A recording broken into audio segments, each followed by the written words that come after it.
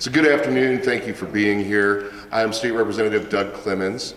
Today my colleagues and I stand here before you to announce the formation of a permanent Legacy Waste Caucus within the Missouri House of Representatives. Legacy waste includes the earliest nuclear waste created by mankind for weapons use right here in Missouri.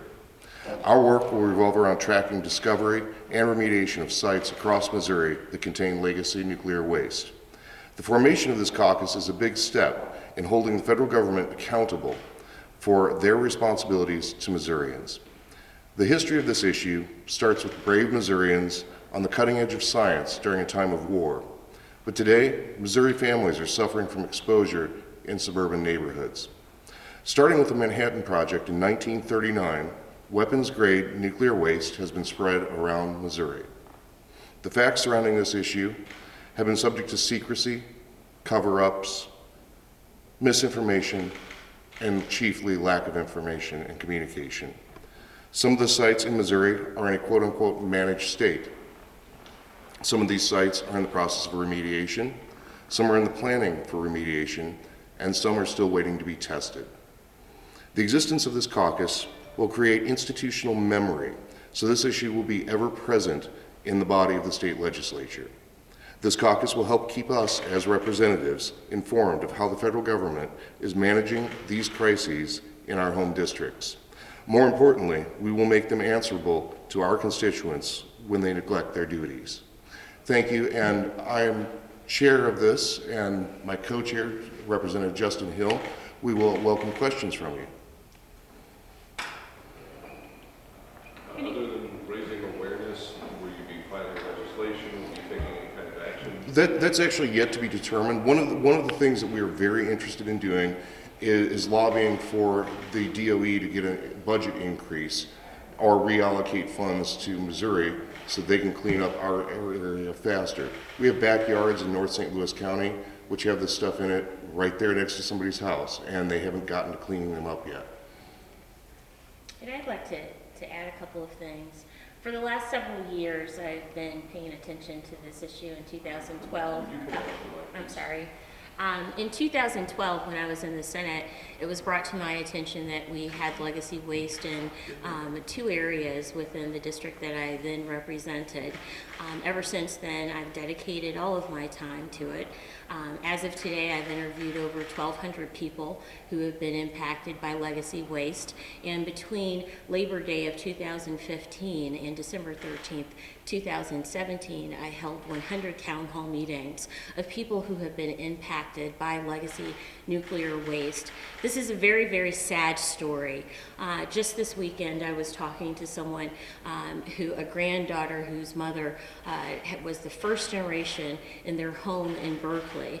And that grandmother went to Laddie Avenue thinking that she was going to get dirt for her garden, and what it really was dry waste from the Laddie Avenue site. I will also tell you in my investigatory work that I have found other landfills that have nuclear waste in them, legacy waste. And one of those places, there is a Amazon distribution center sitting right on top of it today. The other landfill that is questionable, and we have found not only dioxin, but also legacy waste through drums from the Mallinckrodt production center downtown, but also one of the devices at Washington University is where the St. Louis County Board of Elections once was, which is in Maplewood. There is also another landfill that is a little bit suspect. I don't have all the evidentiary information on that, but it's in Des Peres, and there's a hotel sitting right on top of that landfill. I have filed legislation when I was in the Senate. I have filed legislation this year dealing with legacy landfills that we don't have any clue what's inside of them. The only reason why I have discovered some of these landfills that have legacy nuclear waste is because of my investigatory work with over 1,200 people around St. Louis as well as in Illinois. Thank you, Representative. And the Representative and I actually recently had a conversation after session broke the other day, and there was some eavesdropping going on. We wound up informing a good number of our legislators that we work with about the details of the situation. One of the things that we need to combat here is ignorance about the situation, just letting people know because there's more to this than what appears on the surface or that what we've heard about. Interestingly enough, today, the Department of Energy FUSRAP program released its biannual report to us. It wound up in my mailbox this morning just before this. Any other questions? St. Louis has a multicultural group of residents, Bosnian, Hispanic. Will any of the information that you plan to put out there with regard to this remediation plans be in the format of their native languages? So actually that is federal responsibility. Our job here is to try to make sure that the federal government is actually meeting its responsibility to our constituents. Most of us right now who have been in these areas understand it. I've grown up around it all my life. Understand that the federal government hasn't been very good about letting us know what's literally in our backyard. The landfill in Bridgeton has a smoldering fire that threatens to burn. Is this a thing, or is it an issue that we should be concerned about? Or It is definitely an issue you should be concerned about. Right now, the fire is not near where we know the waste is. I have been in contact with the EPA. This is not a DOE governed site. It's an Environmental Protection Agency governed site. I've been lobbying them for years upon years to actually expand their testing. There is not thorough testing throughout the landfill, so we don't exactly know where all of the waste is. One hopes and prays that it does not travel on a heat vapor rising up from the subsurface smoldering event or a landfill fire. any chance you could force the EPA, the remediation program that's currently in effect as a 60% remediation? Is there a chance of getting 100% remediation? There is never a chance of getting 100% remediation. And as we learn about these situations, we find out that you just can't get rid of it all. The EPA has adjusted their plan. I actually attend regular meetings with the Environmental Protection Agency on working out the details of this plan. They will actually get more than 60% by the time it's all said and done, and they're constantly adjusting the plan to try and remove more. So as we move through this process, which is a 2.5-year long process, just to design the plan to put a shovel in the ground. And I just wanted to take the proper materials out of state. Yes, they will be moving them, I believe, to Idaho on that particular site. They have a separate contract with each site as to where they will remediate the materials to. The only thing a couple of things that I wanted to add to your previous question, as you well know, because of your audience specifically, we have a very large Hispanic population in Florissant. And Florissant is one of the ground zeros where we're getting the most cases of cancer and autoimmune diseases. So in terms of reaching out to the Hispanic community, it's very important that we do that. But I also want to say, in the same breath, over 30 years ago, it was recognized by the state that we are not prepared for the illnesses that may come.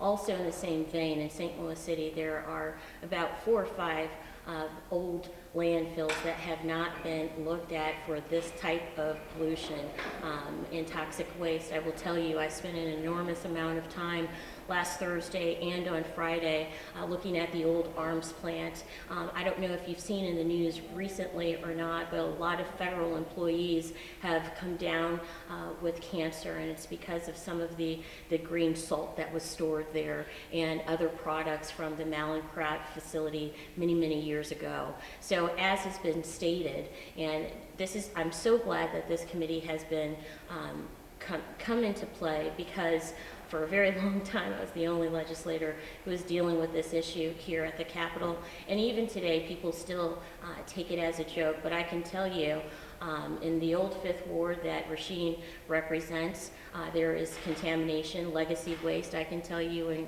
in Chris Carter's district there is legacy waste. I can tell you that now through discovery that I found this weekend, that there are some questionable streets in University City because of B&K construction that may contain legacy waste while they were building roads. So this is huge.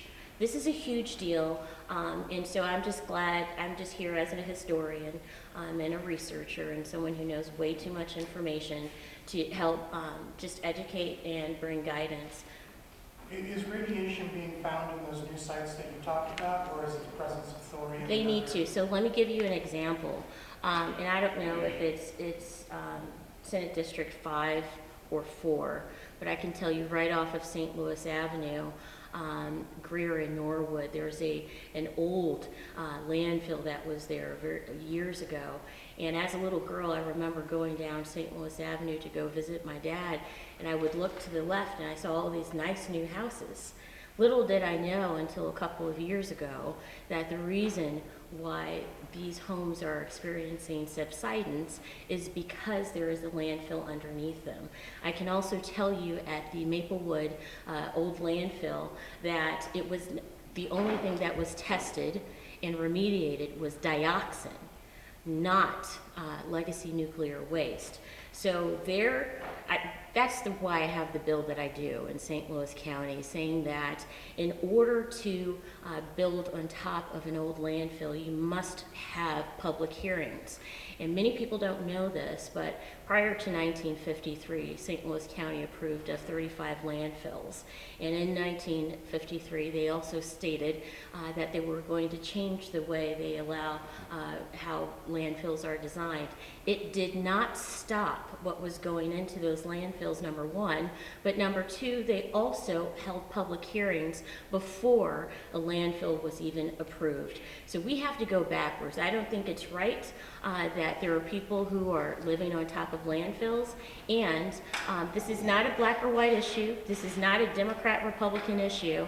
If you care about people living and thriving, you will pay attention to this issue. The one last thing I will state, because I care about this issue, I'm sorry, but I come from a very Catholic community and family.